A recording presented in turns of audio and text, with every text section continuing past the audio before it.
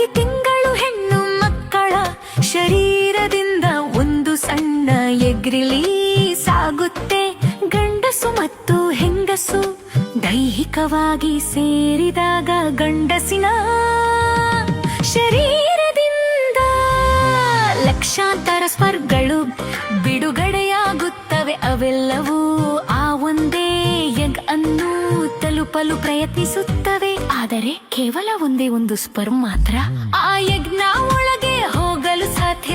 ಆ ಒಂದು ಸ್ಪರ್ಮ್ ಒಳಗೆ ಹೋದ ತಕ್ಷಣ ಬೇರೆ ಯಾವ ಸ್ಪರ್ಮ್ಗಳು ಒಳಗೆ ಬರದ ಹಾಗೆ ಎಗ್ ತನ್ನನ್ನು ತಾನು ಮುಚ್ಚಿಕೊಳ್ಳುತ್ತದೆ.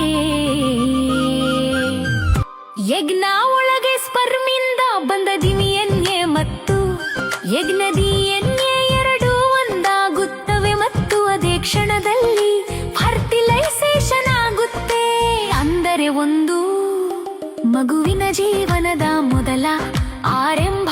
ನಂತರ ಆ ಫರ್ಟಿಲೈಸ್ ಆದ ಎಗ್ ಫಾಲೋಪಿಯಂತು ಮೂಲಕ ಗರ್ಭಾಶಯದ ಕಡೆಗೆ ತನ್ನ ಪಯಣವನ್ನು ಶುರು ಮಾಡುತ್ತದೆ. ಕೆಲವು ದಿನಗಳ ನಂತರ ಎಗ್ ಬ್ಲಾಸ್ಟೋಸಿಸ್ಟ್ ಎಂಬ ಸಣ್ಣ ಜೀವಕೋಶಗಳ ಗುಂಪಾಗಿ ಬದಲಾಗುತ್ತದೆ. ಸುಮಾರು 5 ಅಥವಾ 6ನೇ ದಿನದಲ್ಲಿ ಆ ಬ್ಲಾಸ್ಟೋಸಿಸ್ಟ್ ತನ್ನ ಹೊರ ಕವಚದಿಂದ ಹೊರಬಂದು ಗರ್ಭಾಶಯದ ಗೋಡೆಗೆ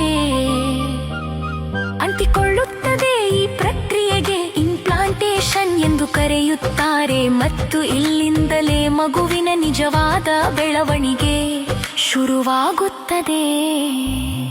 ಸುಮಾರು 9 ರಿಂದ 12 ವಾರಗಳಲ್ಲಿ ಹೃದಯ, ಮೆದುಳು, ಬೆನ್ನು ಮೂಳೆ, ಕೈಗಳು ಮತ್ತು ಕಾಲುಗಳು ಸ್ಪಷ್ಟವಾದ ಆಕಾರವನ್ನು ಪಡೆಯಲು ಪ್ರಾರಂಭಿಸುತ್ತವೆ.